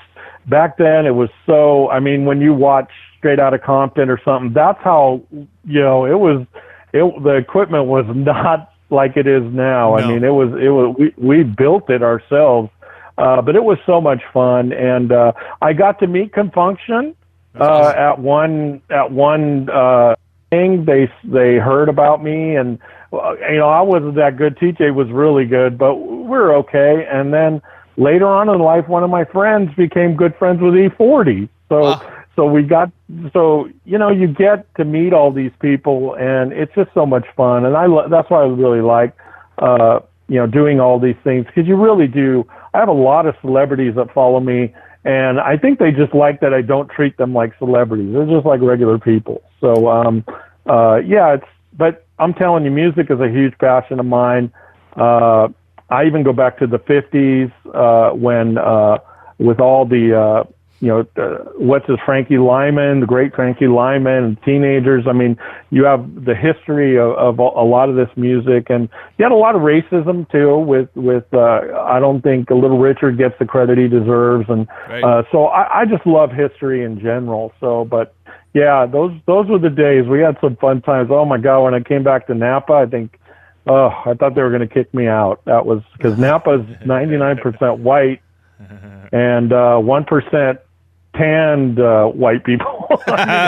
it's mostly white. So yeah, it was culture shock. Oh my God, I remember going to my girlfriend's house and I've got rap blaring, and I remember one wouldn't let her come out. So I learned to my mom said, keep that stupid music down or else you're never going to get a date. So I wouldn't play the music loud till we got a couple blocks down the street. Well, Napa had a little hip hop scene there for a little while. They had groups like Dyslexics coming out of Petaluma, that kind of area. But yeah, they get down up there, man. They get down. I got one more question for you though, Jim. Yeah. Your perfect DJ set starts with what song? I think at that time we would change the speeds of anything with Run DMC, like a rock box, or we would do Sugar Hill Gang, obviously, The Message. We would do another popular one at the time, because a lot of people in the 80s and 90s, they didn't know much of the late 70s when rap started. So Curtis Blow was a really good one too. The Breaks. The Breaks was a real popular one because the thing with those songs is that they were very simple and they were easy to mix in other songs with it, and you could scratch really good with it, and people really liked it. So, and people could actually really dance well at that time. I mean, there wasn't no, Archie's dancing like they do now. It was like people really could dance, and it was fun. So you'd have different types of songs, and it was really fun. We stayed it with R&B though, and rap and all that stuff, where I had friends that DJ'd with other music, and I don't know, it just didn't hit me that much. I got asked to do other things, but I just love rap. I love R&B. I love classic R&B. I love all that type of music. Mm-hmm. So my friend, I remember one time TJ laughed, and the guy goes, "Man, we're going to get in this car. What are we going to listen to? John Denver or something?" And TJ goes, "Man, look at his list. He's more blacker than you."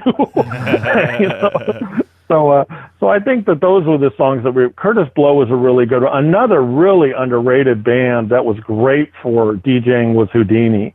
There you go. Because all their songs were up. I mean, Funky Beat, Freaks Come Out at Night. I mean, they had some great great songs that were easily you could transfer other music into it and other beats and other speeds. It was really good. And obviously, NWA, Tupac. I'm a huge Tupac guy, so he's my favorite. So it was 80s and 90s were really cool to be able to be in that type of situation. Yeah, that was a golden era for sure.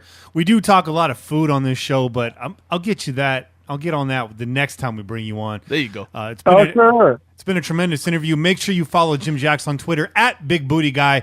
He's going to make you sweat till you bleed. Don't get me in trouble now. Thanks for making us sweat till we bled. That's a CNC reference. Some of you guys will know. Oh yeah. But Jim, man, it's been great having you on. Let these guys know once again where they can find you on Twitter. On Twitter, it's Jim Jacks Media, and then also Jim Jacks Media on WordPress, and I'll make sure to put it on your site. And anybody need any help, they're struggling a little bit with their site, or they're struggling with their writing, I always answer DMs. I may be a little bit late, but excuse me, I'll help out anybody that needs the extra thing. Not that I could help that much, but anybody needs a shout out or something like that, I'm always open to it. Awesome. Fantastic, man. Thanks for coming on the air, and I'll see you on All right. All right, man. Thank you, All Jim. right. Take care, man. You bet. Bye-bye. Bye-bye. Bye. Just a big brain on Jim. Man, that was fire, man. Is there anything Jim hasn't done? It doesn't sound like it, right? Sounds like Jim's been there, done that, man. Everything. With all due respect, though, I'm a little bit nervous. Seems like a lot of people he comes into contact with end up dead. Oh. And I'm just... We got the blinds closed. There's no drive-by. There's no drive-bys here, man. Yeah. Hopefully. So, with all due respect, I say that. Yeah. Jim's a dangerous guy, man. Dangerous guy. Yeah. International man of mystery and action. Yeah, that was good. That's a lot to digest. Hell yeah.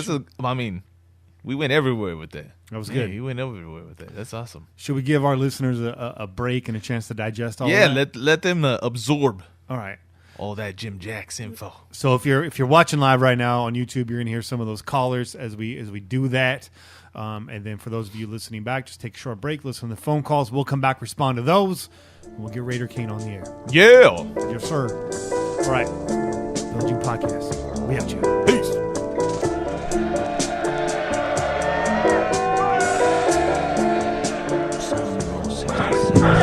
Good evening, Pillaging people. Kenny, Jay, and everyone out there. Thought it's your buddy JFB. Figured I'd step away from this quality Raider conversation in the comment section here and chime in when something's on your mind. And I got one for you. I got a great one. As we talk about in the blog comment section for years going back, have a great thing we call the massively overrated to massively underrated list. Because what happens is Raiders fans, unfortunately, sometimes will way overhype someone's potential. And then once they ultimately kind of come and go, don't meet that potential and leave. It's the NFL. They're gone in a couple years. Then we just underrate them and hate them and treat them like they're just terrible. And I kind of like the mentality of it as a fan, but, you know, we're kind of off on both ends. So we have a player on the team that's happening to him. I'm going to build it up with previous examples of the overrated to underrated. I think Stefan Wisniewski was a great example. Thought he was going to be a Hall of Famer. Then he was a bum. He was just always average. So slightly above average. I think we did Andre Holmes a little dirty too. Our boy worked his ass off on some special teams. Kind of just kicked him down on the way out the door. And then at one point in time, he was 6'6" and going to be the next Keyshawn Johnson.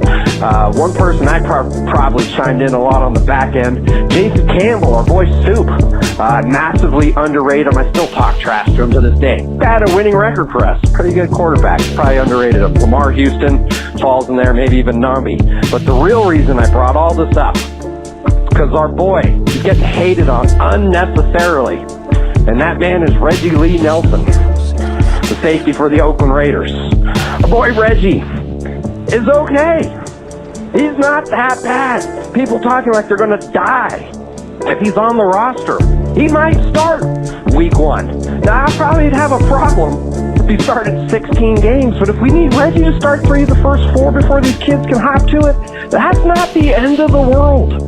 Reggie Nelson's not going to be the reason we're either in first or last place in the AFC West, okay? And honestly, dude's okay. Our defense stinks. What is our hope defensively? Mac being Mac, of course. And maybe Bruce Irvin making a hustle play, start causing a fumble. Definitely. Then what? A third down stop? When does that happen? Like half our third down stops are when Reggie Nelson pass interferes with someone and gets away with it because he's a 13-year vet. We all look around. Reggie's looking around like, hey, no flag. All right, 4th down. Yes. And he makes a play. He can at least catch as an interception here and there. So quit hating. We used to overrate Reggie Nelson. He's a Pro Bowler. Nah, he just got some lucky interceptions on a good team. Probably wasn't a... Kenny, Jay, it's the WAP. Man, that last episode was a good one. Bringing the pops on, dude. That was good. That was good to hear his stories. I like them. They're all good. This Martavis Brian suspension thing does not hold water with me. It doesn't hold water. That story just doesn't sound right. Probably holds about as much water as a hole in a bucket. It just doesn't sound right. When guys get suspended, it's like normally they know beforehand that he's getting suspended. And that's not what they're saying, so I don't believe it. I won't believe it till it happens. Khalil Mack thing, you know, that is as a fan, you want him there and you have all these high expectations for him, but when you look at the reality of how long most of their careers are, they're not that long. So it's easy to look from a fan's perspective and be like, get your fucking ass out there to work. Man, Mack's been working his ass off. The dude deserves to get paid. And he's in a position where a lot of guys get hurt very easy. So I'd give him the money. I read another article that was saying that DeAndre Washington is looking like the odd man out in camp. kind of hurts me a little bit. I prefer to have him and Jalen Richard because that dude's hands are about as reliable as D-Rose knees. You just cannot trust him. So horrible. And I just don't like watching him play sometimes. I mean, he had a great year in 2016. That last year was just, oof. And it's just disgusting. I don't like it. But with that, not much going on. I will say a little quick Raiders story. A long time ago, why I'm also a Gannon fan. I was in my younger days, young buck, at a game versus San Diego, and there with my dad. We're right up there, and all the players are coming out, and maybe Gannon wasn't looking at me and just giving me the thumbs up and everything, but I felt like he looked at me. He knew exactly how I was talking to him. So I said, Gannon, come on, let's have a good game. Gave me the thumbs up. That's why Gannon's my favorite dude, and he'll always be my all-time Raider. All right, you guys, have a good one. Wapo's out. It's 115 degrees outside. It's time to go and get sweaty. So I'll see you guys later. Wapo out, and Ice Cold Honky, what up, man? Hey guys, it's the WAP again. Totally forgot. Last time you guys had a top 5 Raiders of all time. I have 2 top 5 lists, but I'm going to go with my list that most people probably won't say. I got Gannon, of course. The Howie Long is one of my favorites. It's probably... he just looked like a badass dude. He played like a badass dude. He was a badass player, and I like that about him. Bill Romanowski is probably my ultimate favorite. I thought he was a badass. He knew it. He just was all about being a Raider and being a badass, hard-hitting Raider. And I think if we could get linebackers like him, just some defensive players. Plus, he had that really cool take about the Raiders one time where he said, our team sucked, the players sucked, the coaching sucked. It hit home, and he told the truth, and I always appreciated that. My other one is Nnamdi Asomugha. I think a lot of people, of course everyone loves the great 24, but Nnamdi, he was there for a minute, and he held it up right next to him, and he was a great player. He did well, and I think he should get noticed. And for me, my favorite running back of all time, Marcus Allen. It just goes without saying. So, also, Kenny, during this preseason, when we see guys that are doing bad or on the way out, you should do a little segment called Cold Cuts. Go with your little sandwich thing that you got. You got a hot take, you got a cold take, Cold Cuts. Just add it on there. All right, guys. See you later. Watch out. What up, Kenny? Jay, I'm called for a while. The G-Paw Raider from Colorado. I'm just calling to say what's up. I'm loving all this business that's going on. Can't wait till training camp. Let's get the pass going. I got some things going on. I really want to go to Oakland this year with me and my boys and my wife out there to watch the game. But please, Raider fans, give up their season tickets. Be a wheelchair spot and 3 people. Please go to the spot. I love the Raiders so much. You want to see them before they leave. Oakland, come on, help us out, Raider Nation. That's all I have to say for this week. I will talk to you later as things get busy. I'm out. Yo, Pillagers, what up? It's Douglas Blanc here. So I've been wondering, is Mac are they gonna give him a contract this year or make him play on his 5th year? And in that case, will we have a disgruntled best player on our team? I don't know the answer to that question. I wonder if you guys do. Anyway, go Raiders. Keep the faith. Yo, what's up, guys? I've been set up, guys. It's a little bit, but it's my first time calling in. This is Humorous Fan AJ. On the podcast, guys. Keep doing your thing.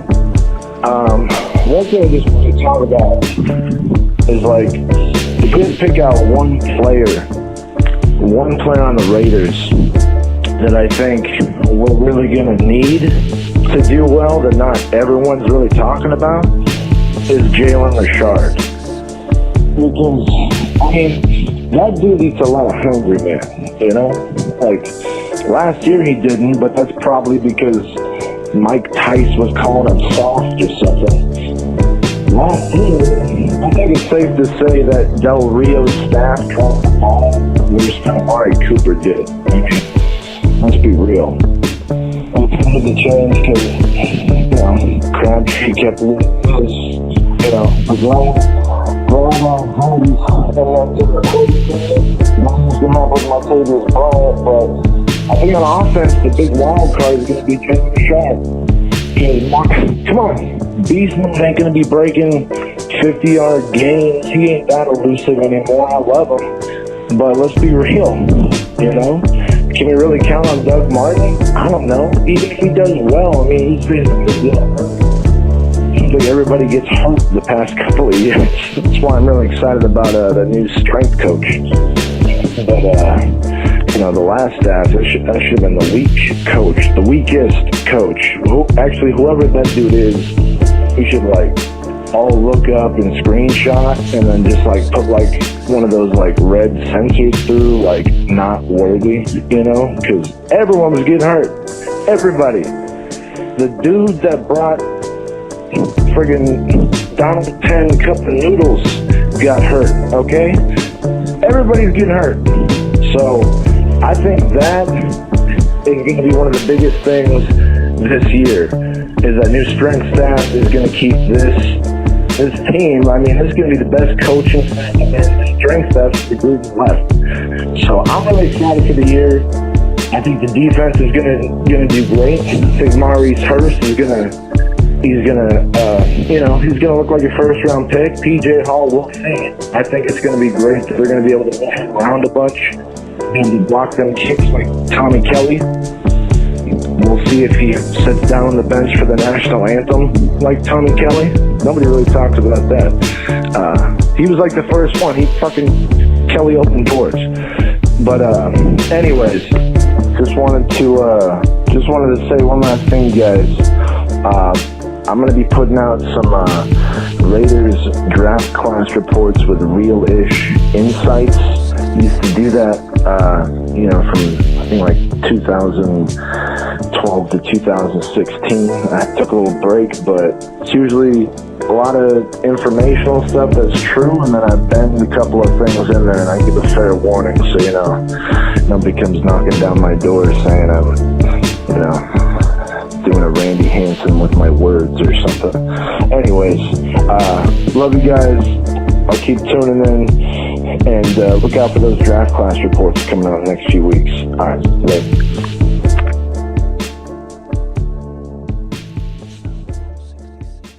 All right, and we're back.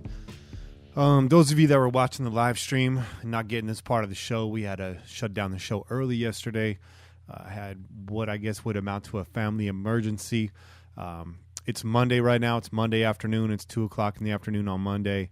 I was about to get back on here and just kind of edit out the rest of the show and upload it. But I just got off the phone with Cain. Che's not with me. Che's at work right now. I'm going to be talking to Cain. We're going to round out the show. We're going to give you the rest of your show. I want to let everybody know everything's cool. This was not a health emergency. This is more, I don't know what I could say without giving up too much. This is more of a legal thing. It's more of I don't know. I don't want to say too much, but everybody's fine. Everybody's okay. Not a health issue like it was in the past. I know, and this happened once before.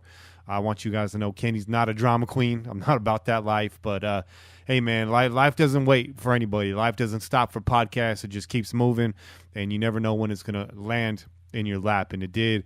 And I want to say thank you to everybody on Twitter who gave the support, everybody on YouTube in the chat that was giving support. Let you guys know once again, everything's okay. Kenny's doing fine. The news was a little bittersweet. It was some good and was some bad, but there was some good news in there. But it was just kind of a lot to take at that time, and I had to deal with it right then and there. It was very urgent. So once again, thanks to all the support. You guys are family out there. Raider Nation's family. The Pillagers are family. So I appreciate that. We're going to get on with this. We're going to respond to some of these calls, and then we're going to get Cain on the air, and we'll do our shout-outs, and we'll complete the show. Show must go on, as they say in show business. So first off, JFB coming with the sarcasm, the massively overrated, massively underrated list. Hey, man, I love Jason Campbell myself. I think he was extremely underrated. I thought Campbell gave us a chance to win any game. He was fun to watch. Gamed a little bit too hard, messed around, broke his collarbone or whatever it was separated his shoulder or something, which led to, of course, the greatest trade in the history of football. Couldn't have that without the Campbell injury, for better or worse. But, yeah, hot take alert, by JFB. Would have really liked to hear the rest of that call. You got cut off. I'm not sure if you're aware of it, but you got cut off. So maybe call back next week and finish that thought. I like your takes, JFB. Not always the most popular, but that makes them the most entertaining at times. So, WAP, man, thanks for calling in. 2 calls from you. You're a non-believer, man. You are a non-believer in the Bryant situation, and you were right. You were absolutely right. And it's not often, like Cain said last week, and I thought Cain was going to be right about this, unfortunately. And fortunately, he was actually wrong, because him being wrong ended up leading to a better situation. But how many times have you heard news leaked out of Park Avenue that wasn't real? And as it turns out, for the better of everybody, the news maybe wasn't coming out of Park Avenue. It might have been a bit of a stretch. Who knows? I'm not here to question anybody's sources. That seems to be the hot button topic, is slamming sources. Dude got a lead. He ran with it. Maybe he should have checked it out a little bit more. But the media, man, media is a cruel, cruel mistress. So, much respect to that reporter, and much respect for Tayford for clearing this all up. And we move on. We move on with Martavis Bryant. So I think one time here that Cain's really happy to be proven wrong. So that's a good thing. Anyway, so moving right along with that, Gannon looked straight at you, dog. I know Gannon looked at you. He gave you the thumbs up because, I'm close personal friends with Gannon. So I just want to let you know that was it. The cold cut segment, it's a good idea. That's going to happen. G. Paul Raider from Colorado, thanks for calling in, man. If you decide to come to Oakland, let me know ahead of time. Give me a good, at least month notice. If you can find a game that you want to attend right now before training camp begins, let me know.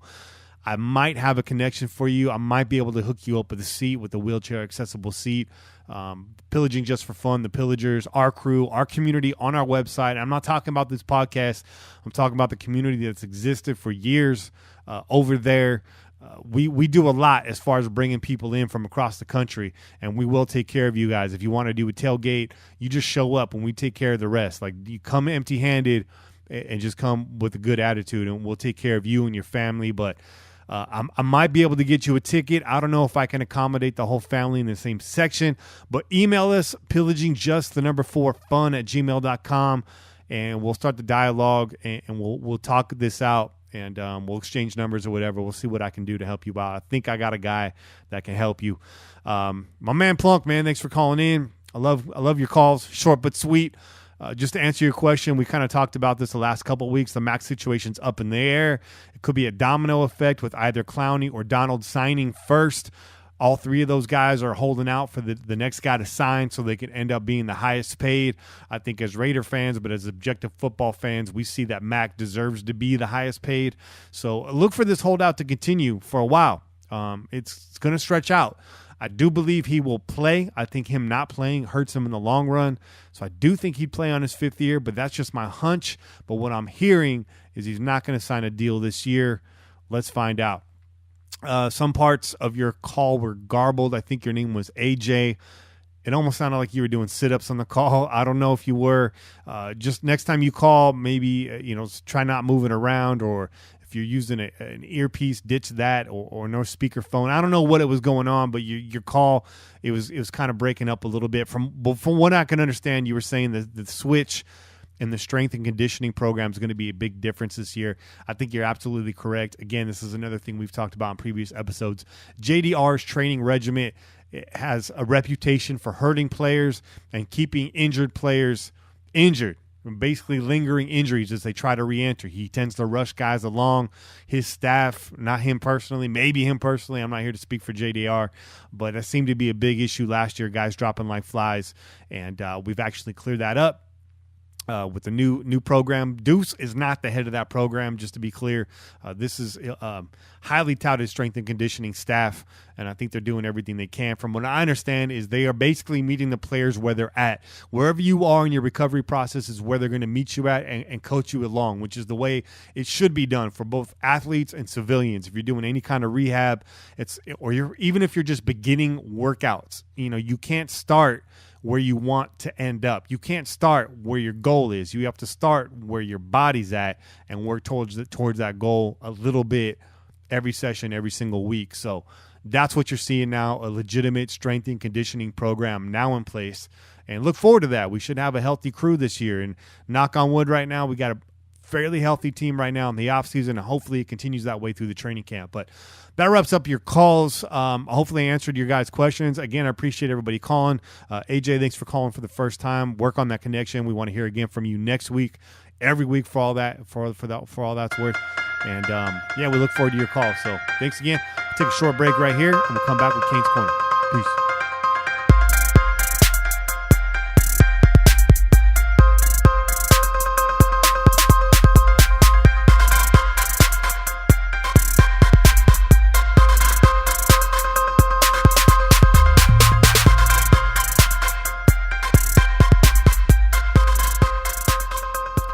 All right, this is Cain's Corner, sponsored every week by NFLshop.com. Make sure you go to PJ4F.com.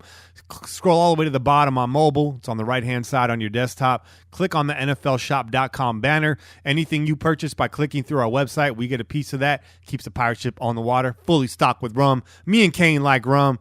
Cain's in the building right now. What's up, Cain? How you doing, man? What's up, Kenny? What's up with you, man? How's everything going? Things are good, man. Today's a better day. Today's another day. You know what I mean? We just keep moving on. Life doesn't stop, and neither do we, man. We just keep pushing forward. And here we are. It's Monday afternoon. We're going to wrap this podcast up real proper, the way it's supposed to be. Let's get into it, bud. How's the day in the city right now? I understand you're in San Francisco. What's the weather like up there? Weather's not too bad. It's like 73 degrees, 74 degrees, and it's always a little bit of wind, but it's not too bad today. That's good. Yeah, we had a little bit of a heat spell. I think going into the weekend, it's cooled off considerably, but 73, man, I'll take that in the city any day of the week. Well, let's get into it, man. Last week you tweeted out some photos of a young Cain at the Raiders practice facility. Talk about your experience there. How'd it go? Who'd you meet? What did you see? What was that all like? Oh man, I had a wonderful time out there, man. First of all, that was during the time when John Gruden's first year with the Raiders. So the players was, it was a lot of the players that was there prior to him going. Jeff, I think I had a picture with Jeff George, and they drafted Darrell Russell that year, I believe. No, Darrell Russell was on that team. Because I got a picture with him. I got a picture with James Jett. I got a picture with Charles Woodson. He had on his Michigan gear after practice. Met Napoleon Kaufman. Ricky Dudley was not so interested in signing autographs. But, I ran into him too. That's because he kept dropping the pen, man. He can't hold on to shit. Right. So, that was a big day. I got a picture with Tim Brown. It was a big day, man. And when John Gruden was here for the first time, I went to the first 3 training camps. And back then, training camp was so easy, so much more fan friendly. I mean, they have, if you go to training camp now, they got the stands out there. You can't really interact with the players. They put up a rope, and the players who want to come out, they want this at the training camp. 20 years ago or so, when that was, the players would walk from the field to the hotel. So in between there was like a patio, like a walkway, and there was just a little small fence right there. And the players, as they walk past, you could get their attention. You're right there. They was friendly and open to signing autographs. And man, I had a ball. John Ritchie, I met John Ritchie. Got pictures with him too. Now the thing about those pictures is I can't find the pictures, but I have the what do you call those? The negatives. Okay, yeah. I have the negatives, so I need to figure out. I don't know if there's a way to reprint picture. With the way technology is nowadays, I don't know if there's a way to reprint photos again. But I would like to reprint those photos though, because that was a memory I don't want to ever really forget. Man, I was like I said, and Rich, I'm still, the names are coming to mind, like Rich Gannon, Lincoln Kennedy Lincoln Kennedy is walking from the field house to the hotel carrying a case of water on each shoulder. So he's got a case on, holding it up on each shoulder. That was a sight to see. I mean, Big Lincoln, so he stops, he put his cases of water down, he signs autograph. He's always been a cool dude. Very cool. I might have to, next time I talk to him, I'm going to tell him I remember that too. But it was a nice time. I don't want to take up too much time talking about it, man, but I could go on and on and on, man. It was I had a really good experience. Those was the good old days as far as going to training camp is concerned. Sounds like a lot's changed, but man, that's great that you have that memory. That's an opportunity of a lifetime. I say take those negatives into some kind of photo lab. If they still got those things, man, I think they could probably do something with those negatives. I think that's why. I think that might be why they give them to you. I've never gotten extra photos from negatives, but someone's got to be able to take care of you. Definitely, that's a priority. Early in the show, we talked about the difference between JDR and John Gruden run practices. Do you think you could survive the Gruden experience? I absolutely think I got enough energy to roll with John's program. I think I could handle that. I'd rather be pushed than held stood still like the JDR staff. Sound like they was holding our players back. Right. And, that has to do with a lot of the development of these defensive guys that we got. You bring that up. So I'd rather be under the Gruden any day. Yeah, I'd like to see that, man. You're like one of the hardest working guys in Raider Nation, so I don't doubt you for a minute. What position would you play under John Gruden? I see you as like maybe a wide receiver type. I'm a DB myself. That's what I played in high school. Okay, there you go.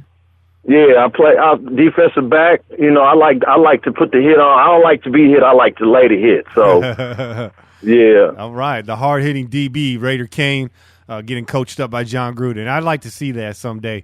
The Raiders made a lot of moves this offseason. We asked Jim Jacks his opinion on this question, but I'm also really interested in what you have to say. So I'm going to fire the same question at you. We basically switched out Bowman for Johnson. I mean, Bowman could still come in, but as it is right now, Bowman for Johnson.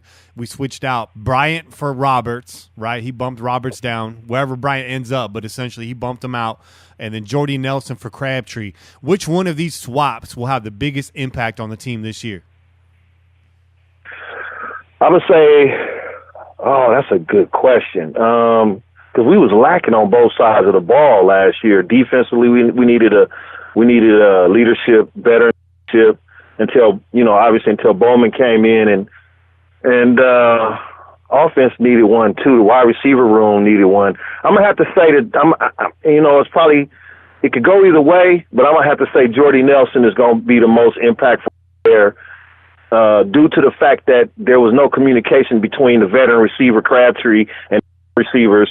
He wasn't really, this is the rumor, I'm just what I hear, right. That he wasn't really working with them, talking to them and coaching them up in the room, in the meeting rooms. Yeah. And Jordy Nelson is already vocal in the meeting room. So I see that's going to be, that might help Amari Cooper a lot.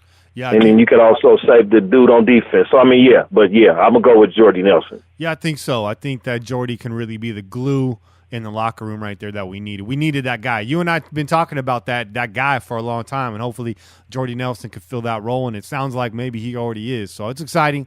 Who has the biggest impact on this team? This might seem like a no-brainer question, but really think about it. Who has the biggest impact on this team? Is it going to be John Gruden or is it going to be Paul Guenther? I'm gonna say. Oh, that's another good question. I'm gonna say it's gonna be Paul Gunther. We need our defense to step up, man. Yes, sir. And I need to see it. I need to see the defense come from out of the 20s down into the teens at least. Mm-hmm. You know, we already know what the offense can do. You know, with a bad coach. Yeah. So, you know, we know they're gonna perform. So, Paul Gunther. I'm gonna say Paul Gunther. Yeah, that's a good answer. I think at surface value that seems like a slam dunk for John Gruden, but I think when you really think about it, it is Paul Gunther because this defense has a long way to go. We've been throwing talent at it for a while now. I think it just takes the right guy for it to all come together, and I think PG might be that dude. So look for the offense to get back to 2016 numbers, I would hope, but look for the defense to exceed numbers that we haven't seen in quite some time. So that would be exciting. Good answer.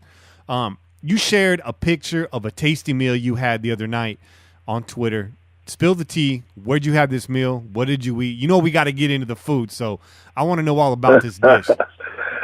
All right, man. It's a place. It's on 24th and Mission. It was on 24th Street between Bryant and Harrison in the Mission, and it's called Sun's Edition. Huh. It's a nice little upscale restaurant where you know it's the casual dress, but it's the food is off the hook, man. It was like some of the best dishes I had, and I was mad because I took a picture of the pork chop. It was called grilled Duroc pork chop is what I had for my main dish, but we ordered like some small plates, and one of them was yellowfin tuna. The neck of it. So the neck of that is white meat. Wow. Oh my God, this was succulent. I mean, it was so delicious, and it had like a green chili, like Mexican spicy chili sauce. Damn. Fish sauce. Hey, I recommend going to Sun's Edition. It's a little pricey. It's a little pricey, but it's worth every bite. It's worth every bite. That sounds good. It sounds like they add a lot of different things on the menu, from yellowfin tuna neck to pork chops. I'm saying no more, man. I need to check that place out. That's cool. Yeah, my friend, she ordered hanger steak. Oof. And it was so what we basically did was we ordered like 3 or 4 dishes, and we just like, here, you want some of this, want some, you know. So we had a little bit of everything that we all ordered. So it was delicious, man. They had good beer, you know, live atmosphere. They had a little music in the background. It was nice. I had a really, really nice time, man. I would definitely recommend taking a date or taking the wife for an anniversary or just a night out to dinner. I definitely recommend that place. Hell yeah. I know our listeners appreciate all these food recommendations. You got, man, listeners are drooling over their phones right now. I already know that.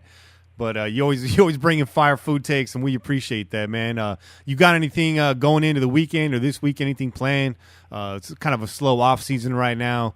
Anything on Cain's radar for this point? No, man. I'm not doing nothing this weekend. If you know, these are slow days, man. You know what I mean? It's just work, home, relax, back to work. You know. Yeah. I wish life was busier than that. Now, I feel you, man. It's the day-to-day grind, right? We just regular people out here doing our thing. We do this podcast for fun, but I'm same with you, man. I'm just going to be going back to work tomorrow.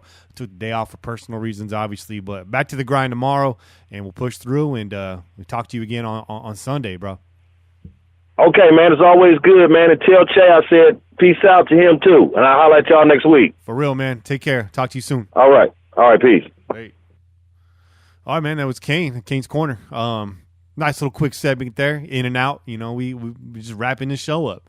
You know, we pick it up the next day. It don't stop. We just keep on moving. So there's no ICU segment today.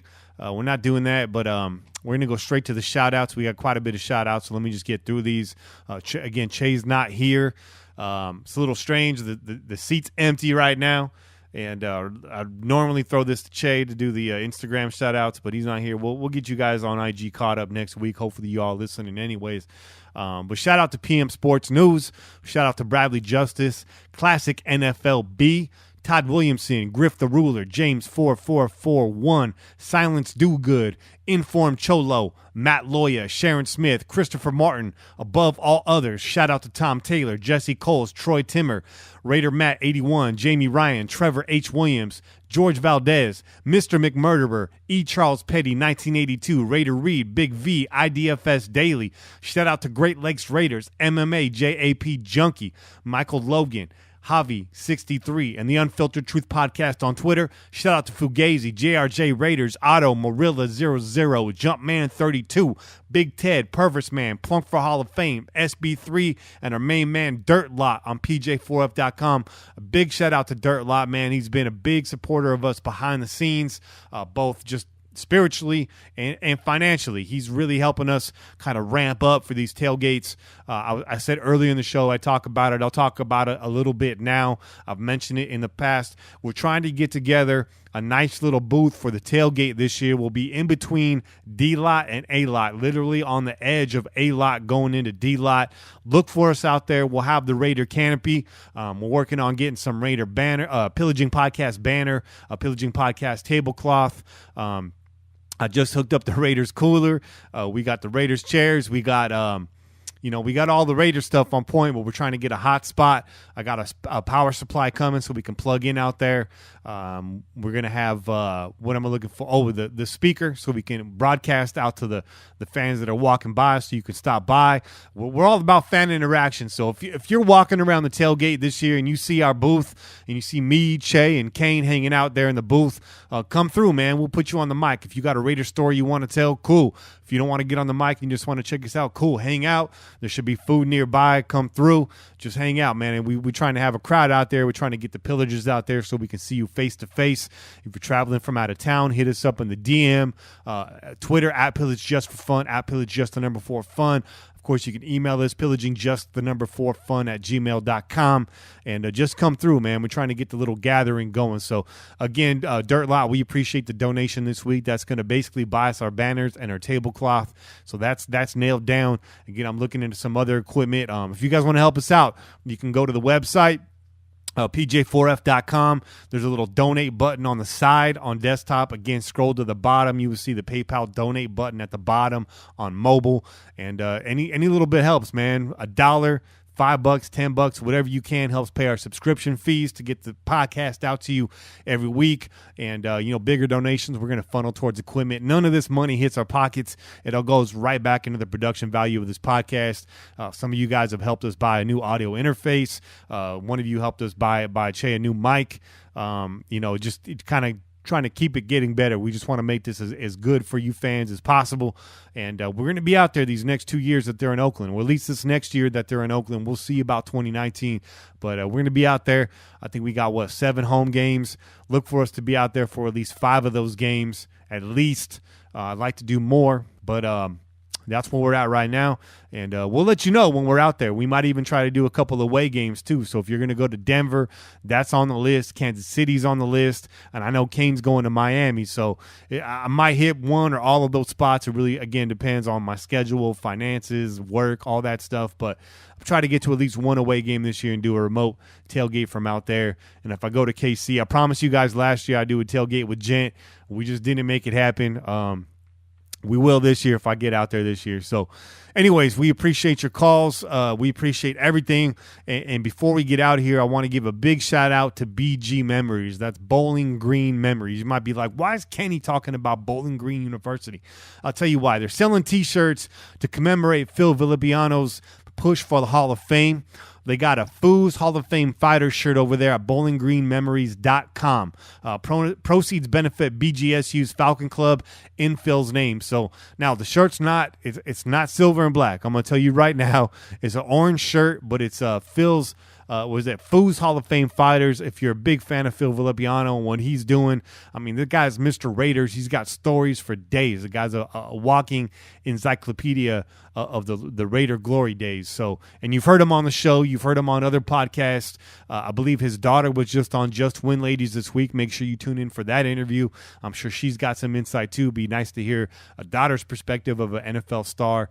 That's pretty cool. And she's a big part of his marketing and these pushes, these fundraisers and everything that he's involved with. So check that out. But definitely go to bowlinggreenmemories.com and get yourself a Foo Fighters t-shirt, Fools Hall of Fame Fighters t-shirt. I'm sorry. I don't want Dave Grohl to get pissed off. I'm not trying to steal their thunder. Great band, by the way. But yeah, man, that's it. That's it for this week's show. Make sure you tune in every week wherever podcasts are found. You could download the official app for iOS or Android. Just go to your app store, search PJ4F. Call in, leave a message to be played on air, 408-909-PJFF. I say it every week. That phone line is always open. You can call in right now for a call next week. And we're starting to get some calls early in the week. I see some of y'all calling in Mondays, Tuesdays. That's good. We like that. Get your call in early. If you want to change your mind, call back. You know what I mean? If you get cut off, call back. I got the power of editing over here. I can stitch everything together. Lastly, get dipped in pillaging gear. Head over to pj4f.com/shop. We got some t-shirts over there. We got some coffee mugs. We got some can koozies. We got some stuff for you guys. So help out. Again, small portions of those purchases go back to us, and that goes, again, right back into the production quality of this podcast, which I know you guys love. We love you guys, and it's all mutual. It's all love, baby. I'm Kenny Stapler, joined every week by Cain and Che, and, of course, you pillagers out there. And, as always, go Raiders. We out here. Peace. Touchdown, Raiders! Like a freight train coming, you're blowing the town. Like a diesel motor, you never shut down. With your